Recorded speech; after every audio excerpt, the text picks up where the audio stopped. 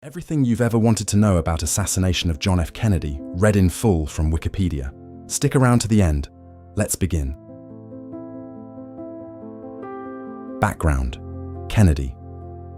In 1960, John F. Kennedy, then a US Senator from Massachusetts, was elected the 35th President of the United States, with Lyndon B. Johnson as his vice presidential running mate. Kennedy's tenure saw the height of the Cold War, and much of his foreign policy was dedicated to countering the Soviet Union and communism. As president, he authorized operations to overthrow Fidel Castro's communist government in Cuba, which culminated in the failed Bay of Pigs invasion in 1961, during which he declined to directly involve American troops. The following year, Kennedy de-escalated the Cuban Missile Crisis, widely regarded as the closest that humanity has come to nuclear holocaust. In 1963, Kennedy decided to travel to Texas to smooth over frictions within the state's Democratic Party between liberal US Senator Ralph Yarborough and conservative Governor John Connally. The visit was first agreed upon by Kennedy, Johnson, and Connally during a meeting in El Paso in June. The motorcade route was finalized on November 18th and announced soon thereafter. Kennedy also viewed the Texas trip as an informal launch of his 1964 re-election campaign. Oswald. Lee Harvey Oswald, born 1939, was a former US Marine who had served in Japan and the Philippines and had espoused communist beliefs since reading Karl Marx aged 14. After accidentally shooting his elbow with an unauthorized handgun and fighting an officer, Oswald was court-martialed twice and demoted. In September 1959, he received a dependency discharge after claiming his mother was disabled. A 19-year-old Oswald sailed on a freighter from New Orleans to France and then traveled to Finland, where he was issued a Soviet visa. Oswald defected to the Soviet Union, and in January 1960, he was sent to work at a factory in Minsk, Belarus. In 1961, he met and married Marina Prusakova, with whom he had a child. In 1962, he returned to the United States with a repatriation loan from the US Embassy. He settled in the Dallas-Fort Worth area, where he socialized with Russian émigrés, notably George de Mohrenschildt, a CIA informant. In March 1963, a bullet narrowly missed General Edwin Walker at his Dallas residence. A witness observed two conspicuous men. Relying on Marina's testimony, a note left by Oswald, and ballistic evidence, the Warren Commission attributed this assassination attempt to Oswald. In April 1963, Oswald returned to his birthplace, New Orleans, and established an independent chapter of the Pro-Castro Fair Play for Cuba Committee, of which he was the sole member. While passing out pro-Castro literature alongside unknown compatriots, Oswald was arrested after scuffling with anti-Castro Cuban exiles. In late September 1963, Oswald traveled to Mexico City, where, according to the Warren Commission, he visited the Soviet and Cuban embassies. On October 3rd, Oswald returned to Dallas and found work at the Texas School Book Depository on Dealey Plaza. During the work week, he lived separately from Marina at a Dallas rooming house. On the morning of the assassination, he carried a long package, which he told co-workers contained curtain rods, into the depository. The Warren Commission concluded that this package contained Oswald's disassembled rifle. November 22nd, Kennedy's arrival in Dallas en route to Dealey Plaza. On the evening of November 21st, Air Force One touched down in Fort Worth, Texas at 11:07 p.m. The President and First Lady arrived at the Hotel Texas in downtown Fort Worth at 11:35 p.m. The following morning, November 22nd, President Kennedy and the First Lady boarded a 1961 Lincoln Continental convertible limousine to travel to a luncheon at the Dallas Trade Mart. Other occupants of this vehicle, the second in the motorcade, were Secret Service Agent Bill Greer, who drove, Special Agent Roy Kellerman in the front passenger seat, and Governor Connally and his wife Nellie, who sat just forward of the Kennedys.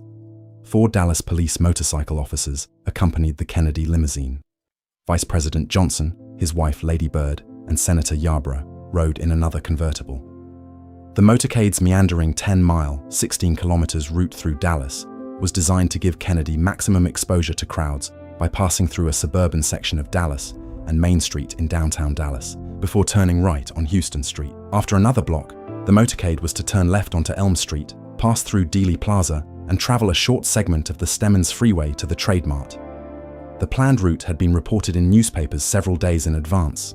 Despite concerns about hostile protesters, Kennedy's UN ambassador Adlai Stevenson had been spat on in Dallas a month earlier. Kennedy was greeted warmly by enthusiastic crowds. Shooting. Kennedy's limousine entered Dealey Plaza at 12:30 p.m. CST. Nellie Connolly turned and commented to Kennedy, who was sitting behind her, "Mr. President, they can't make you believe now that there are not some in Dallas who love and appreciate you, can they?" Kennedy's reply, "No, they sure can't," were his last words. From Houston Street, the limousine made the planned left turn onto Elm, passing the Texas School Book Depository. As it continued down Elm Street, multiple shots were fired. About 80% of the witnesses recalled hearing 3 shots. The Warren Commission concluded that 3 shots were fired and noted that most witnesses recalled that the second and third shots were bunched together. Shortly after Kennedy began waving, some witnesses heard the first gunshot, but few in the crowd or motorcade reacted, many interpreting the sound as a firecracker or backfire. Within 1 second of each other, Governor Connolly and Mrs. Kennedy turned abruptly from their left to their right. Connolly, an experienced hunter, immediately recognized the sound as that of a rifle and turned his head and torso rightward, noting nothing unusual behind him. He testified that he could not see Kennedy, so he started to turn forward again, turning from his right to his left, and that when his head was facing about 20 degrees left of center, he was struck in his upper right back by a shot he did not hear, then shouted, "My God, they're going to kill us all!" According to the Warren Commission and the HSCA, Kennedy was waving to the crowds on his right when a shot entered his upper back and exited his throat just beneath his larynx. He raised his elbows and clenched his fists in front of his face and neck, then leaned forward and leftward. Mrs. Kennedy, facing him, put her arms around him. Although a serious wound, it likely would have been survivable. According to the Warren Commission's single bullet theory, derided as the magic bullet theory by conspiracy theorists, Governor Connolly was injured by the same bullet that exited Kennedy's neck. The bullet created an oval-shaped entry wound near Connolly's shoulder, struck and destroyed several inches of his right fifth rib, and exited his chest just below his right nipple, puncturing and collapsing his lung. That same bullet then entered his arm just above his right wrist and shattered his right radius bone. The bullet exited just below the wrist at the inner side of his right palm and finally lodged in his left thigh. As the limousine passed the grassy knoll, Kennedy was struck a second time by a fatal shot to the head. The Warren Commission made no finding as to whether this was the second or third bullet fired, and concluded, as did the HSCA, that the second shot to strike Kennedy entered the rear of his head. It then passed in fragments through his skull, creating a large, roughly ovular, sick hole on the rear, right side of the head, and spraying blood and fragments. His brain and blood spatter landed as far as the following Secret Service car and the motorcycle officers. Secret Service agent Clint Hill was riding on the running board of the car immediately behind Kennedy's limousine. Hill testified to the Warren Commission that he heard one shot, jumped onto the street, and ran forward to board the limousine and protect Kennedy. Hill stated that he heard the fatal headshot as he reached the Lincoln, approximately 5 seconds after the first shot that he heard. After the headshot, Mrs. Kennedy began climbing onto the limousine's trunk, but she later had no recollection of doing so. Hill believed she may have been reaching for a piece of Kennedy's skull. He jumped onto the limousine's bumper, and he clung to the car as it exited Dealey Plaza and sped to Parkland Memorial Hospital. After Mrs. Kennedy crawled back into her seat, both Governor and Mrs. Connolly heard her repeatedly saying, "They have killed my husband. I have his brains in my hand." Bystander James Tague received a minor wound to the cheek, either from a bullet or concrete curb fragments, while standing by the triple underpass. 9 months later, the FBI removed the curb, and spectrographic analysis revealed metallic residue consistent with the lead core in Oswald's ammunition. Tague testified before the Warren Commission and initially stated that he was wounded by either the second or third shot of the 3 shots that he remembered hearing. When the Commission counsel pressed him to be more specific, Tague testified that he was wounded by the second shot. Aftermath in Dealey Plaza. As the motorcade left Dealey Plaza, some witnesses sought cover, and others joined police officers to run up the grassy knoll in search of a shooter. No shooter was found behind the knoll's picket fence. Among the 178 witnesses who testified to the Warren Commission, 78 were unsure of the shot's origin, 49 believed they came from the depository, and 21 thought they came from the grassy knoll. No witness ever reported seeing anyone, with or without a gun, immediately behind the Knowles picket fence at the time of the shooting. Lee Bowers was in a 2-story railroad switch tower, 120 yards, 110 minutes, behind the grassy Knowles picket fence. He was watching the motorcade and had an unobstructed view of the only route by which a shooter could flee the grassy knoll. He saw no one leaving the scene. Bowers testified to the Warren Commission that 1 or 2 men were between him and the fence during the assassination. One was a familiar parking lot attendant, and the other wore a uniform like a county courthouse custodian. He testified seeing some commotion on the grassy knoll at the time of the assassination. Something out of the ordinary, a sort of milling around, but something occurred in this particular spot which was out of the ordinary, which attracted my eye for some reason which I could not identify. At 12:36 p.m., teenager Amos Ewins approached Dallas Police Sergeant D.V. Harkness to report having seen a colored man leaning out of the window with a rifle on the 6th floor of the depository during the assassination.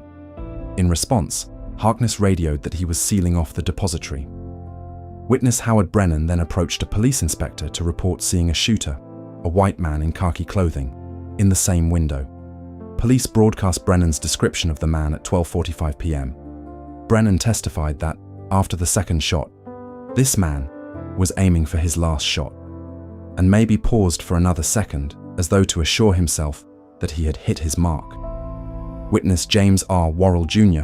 also reported seeing a gun barrel emerge from a 6th floor depository window. Bonnie Ray Williams, who was on the 5th floor of the depository, stated that the rifle's report was so loud and near that the ceiling plaster fell onto his head. Oswald's flight, murder of J.D. Tippit, and arrest.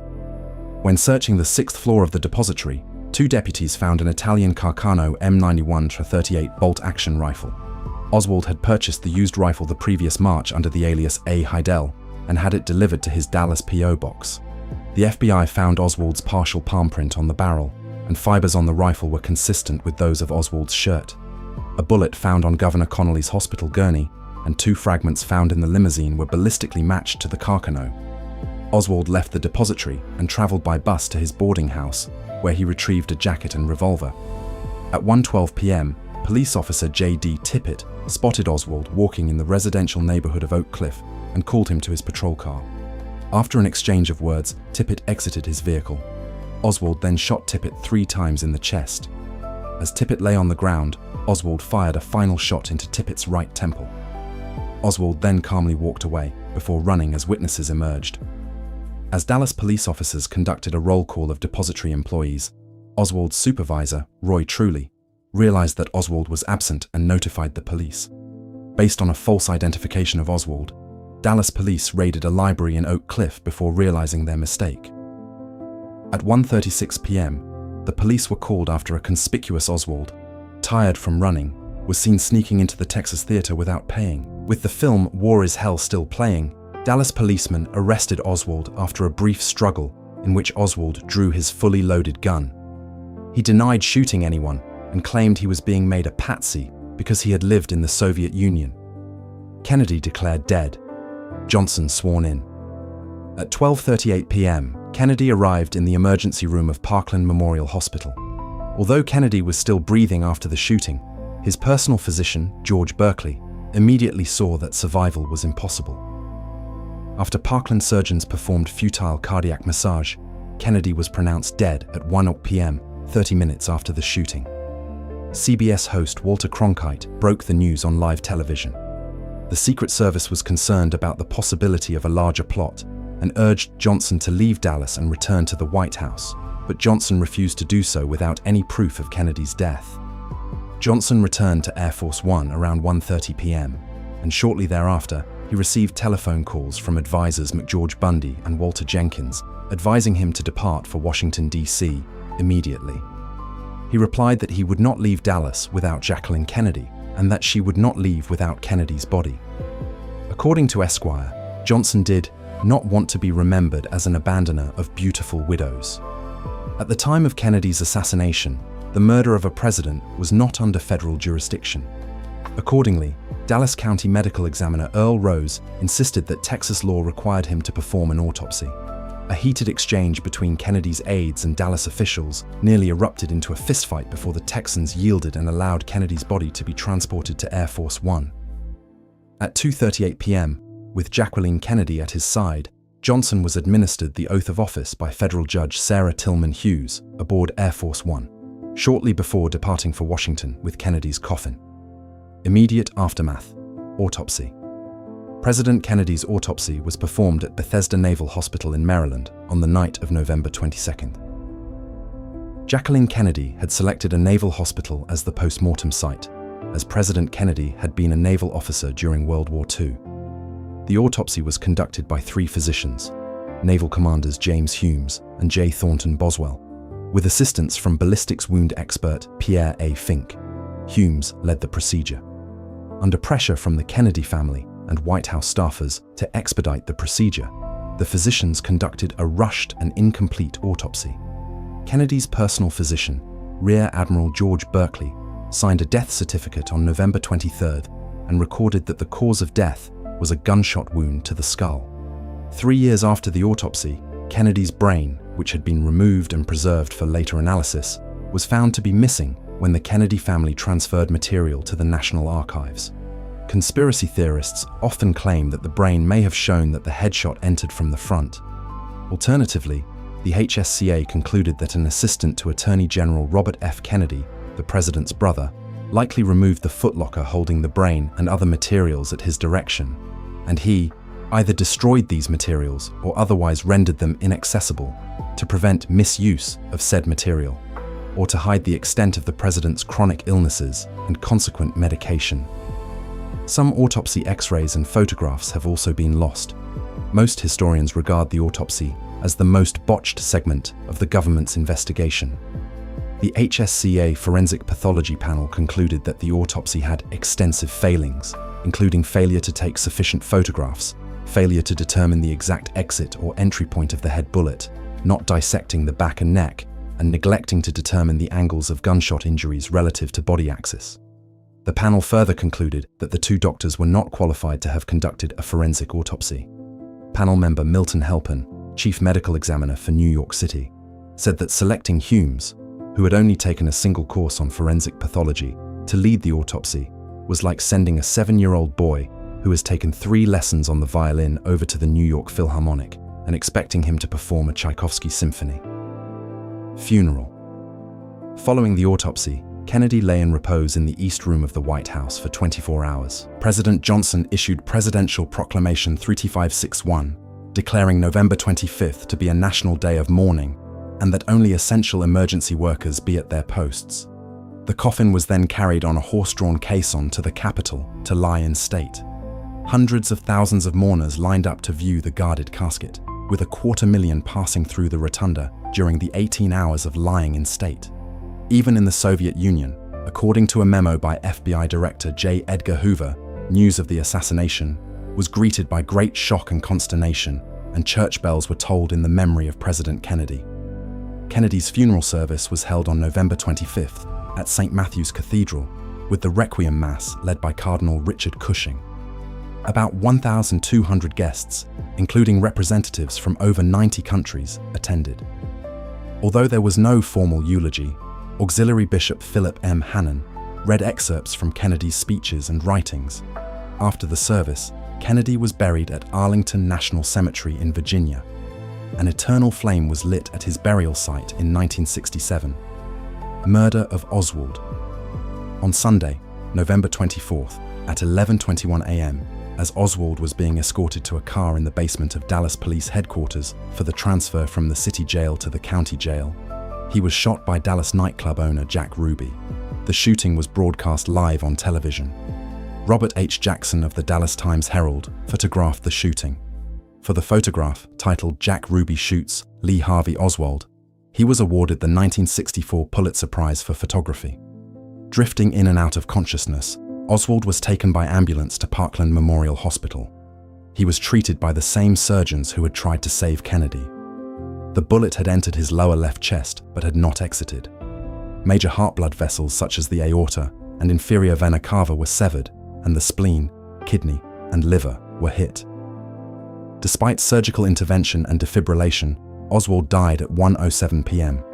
Arrested immediately after the shooting, Ruby testified to the Warren Commission that he had been distraught by Kennedy's death, and that killing Oswald would spare Mrs. Kennedy the discomfiture of coming back to trial. He also stated he shot Oswald on the spur of the moment when the opportunity presented itself, without considering any reason for doing so. Initially, Ruby wished to represent himself in his trial until his lawyer Melvin Belly dissuaded him. Belly argued that Ruby had an episode of psychomotor epilepsy and was thus not responsible. Ruby was convicted, but the decision was overturned on appeal. While awaiting retrial in 1967, Ruby died of a pulmonary embolism secondary to cancer. Like Oswald and Kennedy, Ruby was declared dead at Parkland Hospital. Films and photographs of the assassination. Standing on the pergola wall some 65 feet 20 mm from the road, Taylor Abraham Zapruder recorded Kennedy's killing on 26 seconds of silent 8mm film, known as the Zapruder film. Frame 313 captures the exact moment at which Kennedy's head explodes. Life magazine published frame enlargements from the Zapruder film shortly after the assassination. The footage itself was first publicly shown at the 1969 trial of Clay Shaw, and on television in 1975 by Geraldo Rivera. In 1999, an arbitration panel ordered the federal government to pay $615,384 per second of film to Zapruder's heirs, valuing the complete film at $16 million, equivalent to $31.7 million in 2026.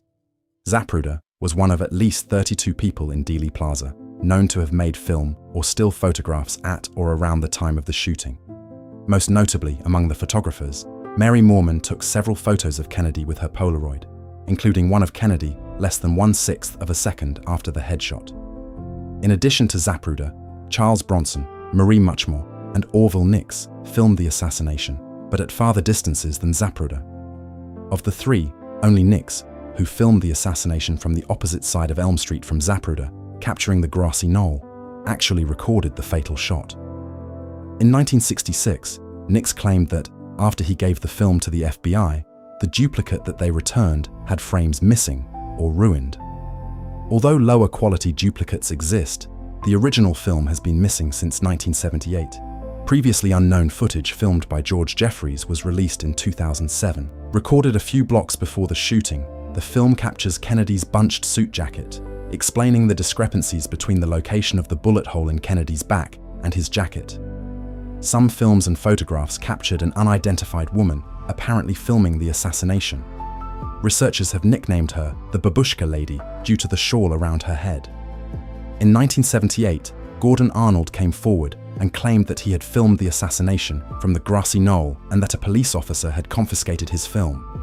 Arnold is not visible in any photographs taken of the area, which Vincent Bugliosi, author of Reclaiming History, called conclusive photographic proof that Arnold's story was fabricated. Official investigations. Dallas Police. At the Dallas Police headquarters, officers interrogated Oswald about the shootings of Kennedy and Tippit. These intermittent interviews lasted for approximately 12 hours between 2:30 p.m. on November 22nd and 11 a.m. on November 24th. Throughout, Oswald denied any involvement and resorted to statements that were found to be false. Captain J.W. Fritz of the Homicide and Robbery Bureau did most of the questioning and kept only rudimentary notes. Days later, Fritz wrote a report of the interrogation from notes he made afterwards. There were no stenographic or tape recordings. Representatives of other law enforcement agencies were also present, including the FBI and the Secret Service, and occasionally participated in the questioning. Several of the FBI agents who were present wrote contemporaneous reports of the interrogation. On the evening of November 22nd, Dallas police performed paraffin tests on Oswald's hands and right cheek in an effort to establish whether or not he had recently fired a weapon. The results were positive for the hands and negative for the right cheek. Such tests were unreliable, and the Warren Commission did not rely on these results. The Dallas police forced Oswald to host a press conference after midnight on November 23rd, and early in the investigation made many leaks to the media. Their conduct angered Johnson, who instructed the FBI to tell them to stop talking about the assassination. Dallas police, after the FBI expressed concerns that someone might try to kill Oswald, assured federal authorities that they would provide him adequate protection. FBI investigation. The FBI immediately launched an investigation into the assassination, relying on a federal statute that forbade assaulting a federal officer. Within 24 hours of the killing, FBI Director Hoover sent President Johnson a preliminary report finding that Oswald was the sole culprit.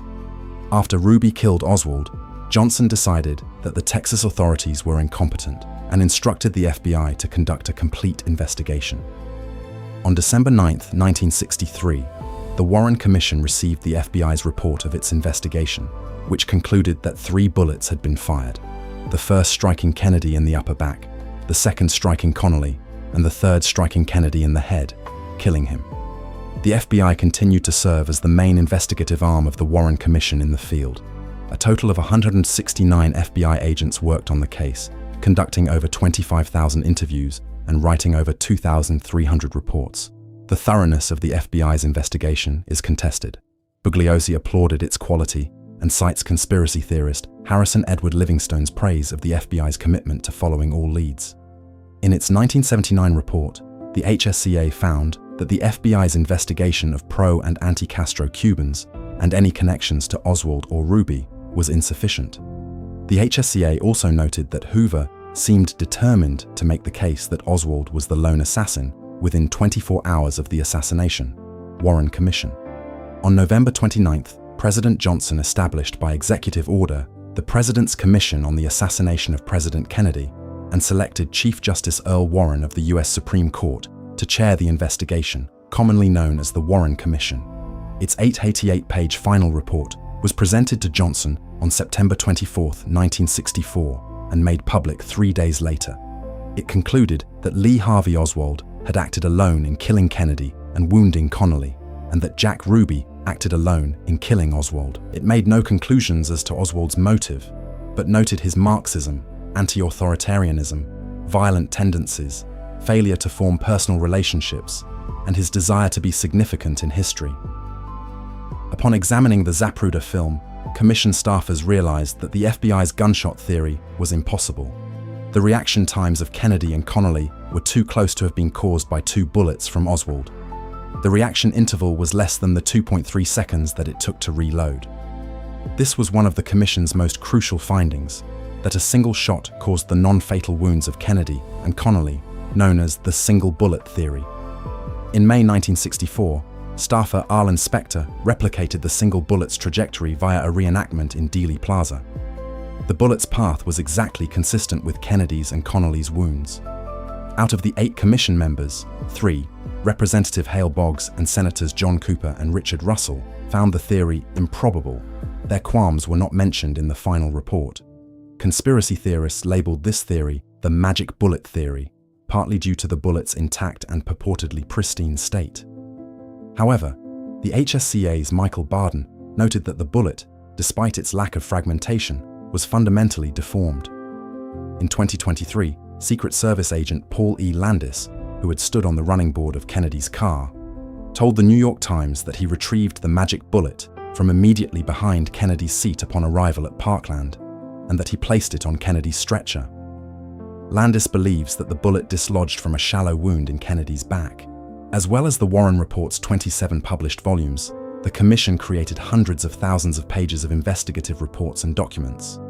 Relman Morin stated that, "Never in history was a crime probed as intensely." Bugliosi concluded that the Commission's basic findings have held up remarkably well. According to Gerald Posner, the Warren Report is universally derided by the American public.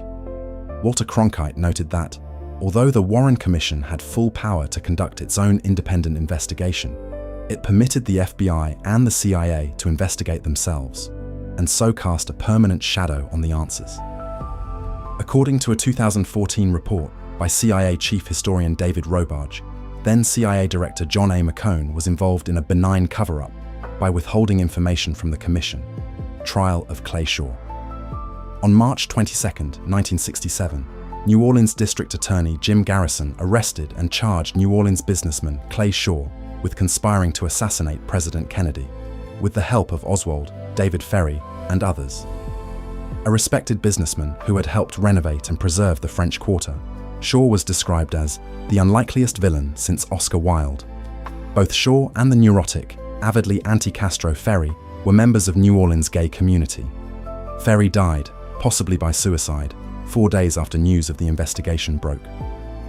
On The Tonight Show, starring Johnny Carson in 1968, Garrison first publicly alleged that Shaw and Ferry had been part of a larger CIA scheme to kill Kennedy and frame Oswald. In the 34-day trial conducted in 1969, Garrison played the Zapruder film and argued that the backward motion of Kennedy's head after the fatal shot was indicative of a shooter in front of the grassy knoll. After a brief deliberation, the jury found Shaw not guilty. Mark Lane interviewed the jurors after the trial and stated that some believed that Shaw likely was involved in a conspiracy, but that there was insufficient evidence to convict. Lane's claims have been disputed by playwright James Kirkwood, a personal friend of Clay Shaw, who said that he met several jurors who denied ever speaking to Lane. Kirkwood also questioned Lane's claim that the jury believed that there was a conspiracy. Jury foreman Sidney Hebert told Kirkwood, "I didn't think too much of the Warren report either until the trial. Now I think a lot more of it than I did before." According to academic E. Gerald Ogg, the Shaw trial is widely regarded as a travesty of justice. Kirkwood likened the trial to a Spanish Inquisition hearing. Other observers have characterized the proceedings as relying on homophobia. It remains the only trial to be brought for the Kennedy assassination. In 1979, former CIA Director Richard Helms testified that Shaw had been a part-time contact of the Domestic Contact Service of the CIA, through which Shaw volunteered information from his travels abroad, mostly to Latin America. However, according to Max Holland, some 150,000 Americans were contacts. In 1993, the PBS program Frontline obtained a group photograph that featured Ferry and Oswald together at a 1955 cookout for the Civil Air Patrol. Ferry had denied ever knowing Oswald. Ramsey Clark panel. Excluding Chief Justice Warren, the members of the Warren Commission did not view the photographs or X-rays taken during Kennedy's autopsy. According to Warren, this was to avoid having to publicly release the explicit material to sensation mongers. Due to persistent speculation, in February 1968, Attorney General Ramsey Clark convened a panel of 4 medical experts to examine the photographs and X-rays from the Kennedy autopsy. Their findings concurred with the Warren Commission. Kennedy was struck by 2 bullets, both from behind. Rockefeller Commission. In 1975, President Gerald Ford, who had been a member of the Warren Commission a decade prior, established the United States President's Commission on CIA Activities within the United States, better known as the Rockefeller Commission, after its chairman, Vice President Nelson Rockefeller. The commission received a mandate to determine if any domestic activities by the CIA were unlawful and to make appropriate recommendations. Accordingly, it also re-examined the Kennedy assassination. After 5 months of investigation, the Rockefeller Commission submitted its report to President Ford. The report reviewed the medical evidence and agreed that Kennedy had been killed by 2 shots from behind. Refuting Garrison's claims that the backward motion of Kennedy's head seen on the Zapruder film was indicative of a grassy knoll shooter, the commission found that such a motion would be caused by a violent straightening and stiffening of the entire body as a result of a seizure-like neuromuscular reaction to major damage inflicted to nerve centers in the brain. The later HSCA suggested that the propulsive effect resulting from brain matter ejected from the exit wound may have been responsible. Pathologist Vincent DeMaio testified before the HSCA that the notion of a transfer of momentum from a grassy knoll bullet was unfounded and something from Arnold Schwarzenegger pictures.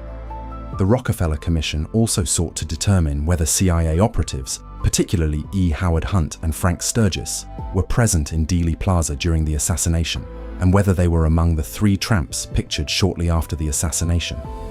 The commission found no evidence for these claims. It also inquired into purported connections between the CIA and Oswald and Ruby, for which it found no evidence and concluded was far-fetched speculation.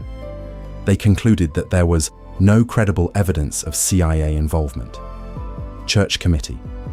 In 1975, following the Watergate scandal and the revelation of CIA misconduct by Seymour Hersh, the CIA's so-called family jewels, the US Senate launched the United States Senate Select Committee to study governmental operations with respect to intelligence activities, better known as the Church Committee, after its chairman, Senator Frank Church. The committee was to investigate all improper and unlawful actions by the CIA and FBI, both foreign and domestic. Due to persisting theories, the Church Committee organized a subcommittee, staffed by Senators Richard Schweiker and Gary Hart, to examine CIA and FBI conduct about the assassination. In its final report, the Church Committee concluded that there was no evidence of a CIA or FBI-led conspiracy. They found that the original investigation into the assassination was deficient and criticized the FBI and CIA for withholding information from the Warren Commission. In particular, it noted that knowledge of the CIA's many failed attempts to assassinate Castro may have significantly affected the course of the investigation. Moreover, the Church Committee revealed that the CIA had conspired with the mafia in these plots against Castro. These revelations led to further public scrutiny of the assassination.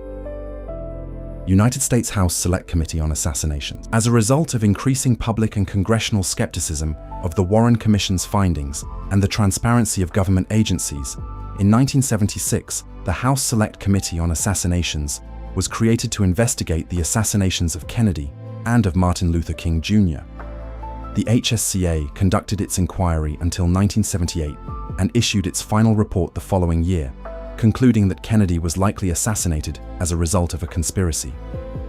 They concluded that there was a high probability that a fourth shot was fired from the grassy knoll, but they stated that this shot missed Kennedy. Concerning the conclusions of probable conspiracy, 4 of the 12 committee members wrote dissenting opinions. The HSCA also concluded that previous investigations into Oswald's responsibility were thorough and reliable, but did not adequately investigate the possibility of a conspiracy, and that federal agencies performed with varying degrees of competency. Specifically, the FBI and CIA were found to be deficient in sharing information with other agencies and the Warren Commission. Instead of furnishing all relevant information, the FBI and CIA only responded to specific requests and were still occasionally inadequate. Furthermore, the Secret Service did not properly analyze the information it possessed before the assassination and was inadequately prepared to protect Kennedy. The chief reason for the conclusion of probable conspiracy was, according to the report's dissent, the subsequently discredited acoustic analysis of a police channel dictabelt recording. In accordance with the recommendations of the HSCA, the dictabelt recording and acoustic evidence of a second assassin were subsequently re-examined. In light of investigative reports from the FBI's Technical Services Division and a specially appointed National Academy of Sciences committee determining that reliable acoustic data do not support a conclusion that there was a second gunman, the Justice Department concluded that no persuasive evidence can be identified to support the theory of a conspiracy in the Kennedy assassination. JFK Act and Assassination Records Review Board. In 1991, Oliver Stone's film JFK renewed interest in the assassination, and particularly in the still classified files relating to the killing. In response, Congress passed the JFK Records Act, which called for the National Archives to collect and release all assassination-related documents within 25 years. The act also mandated the creation of an independent office, the Assassination Records Review Board, to review the submitted records for completeness and continued secrecy. From 1994 until 1998, the Assassination Records Review Board gathered and unsealed about 60,000 documents comprising over 4 million pages. A 1998 staff report for the Assassinations Records Review Board contended that brain photographs in the Kennedy records may not be of Kennedy's brain, reportedly showing much less damage than Kennedy sustained. Dr. Boswell refuted these allegations. The board also found that, conflicting with the photographic images showing no such defect, several witnesses at both Parkland Hospital and the autopsy remembered a large wound in the back of Kennedy's head. The board and board member Jeremy Gunn stressed the problems with witness testimony, urging people to weigh all of the evidence with due concern for human error, rather than take single statements as proof for one theory or another. All remaining assassination-related records were scheduled to be released by October 2017. Except documents certified for continued postponement by succeeding presidents due to identifiable harm to the military, defense, intelligence operations, law enforcement, or conduct of foreign relations, of such gravity that it outweighs the public interest in disclosure. President Donald Trump said in October 2017 that he would not block the release of documents, but in April 2018, the deadline he set to release all JFK records, Trump blocked the release of some records until October 2021. President Joe Biden, citing the COVID-19 pandemic, delayed the release further before releasing 13,173 unredacted documents in 2022. A second group of files were unsealed in June 2023, at which point 99% of documents had been made public. 3 days after entering office for the second time in January 2025, Trump signed an executive order to declassify the remaining documents pertaining to the assassination within 15 days. More than 60,000 documents were released 2 months later, on March 18th. Conspiracy theories. The Kennedy assassination has been described as the mother of all conspiracies. For decades, polls have consistently found that a majority of Americans believe there was a conspiracy. Some 1,000 to 2,000 books, mostly pro-conspiracy, have been written about the killing. Across different theories, Oswald's role varies from co-conspirator to entirely innocent.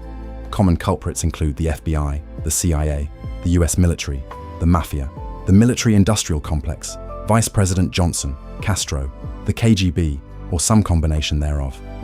Bugliosi estimated that a total of 42 groups, 82 assassins, and 214 people had been accused in various assassination theories. Conspiracy theorists often argue that there were multiple shooters, a triangulation of crossfire, and that the fatal shot was fired from the grassy knoll and struck Kennedy in the front of the head. Individuals present in Dealey Plaza have been the subject of much speculation, including the three tramps, the umbrella man, and the purported badge man. Conspiracy theorists argue that the autopsy and official investigations were flawed or, at worst, complicit, and that witnesses to the Kennedy assassination, like Gary Underhill, met mysterious and suspicious deaths. Conspiracy theories have been espoused by notable figures such as L. Fletcher Prouty, Chief of Special Operations for the Joint Chiefs of Staff under Kennedy, who believed that elements of the US military and intelligence communities had conspired to assassinate the president.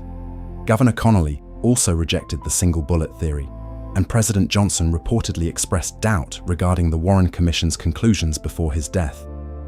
According to Robert F. Kennedy Jr., his father believed that the Warren report was a shoddy piece of craftsmanship and that John F. Kennedy had been killed by a conspiracy, possibly involving Cuban exiles and the CIA. Communist rulers like Castro and Soviet First Secretary Nikita Khrushchev believed that Kennedy had been killed by right-wing Americans.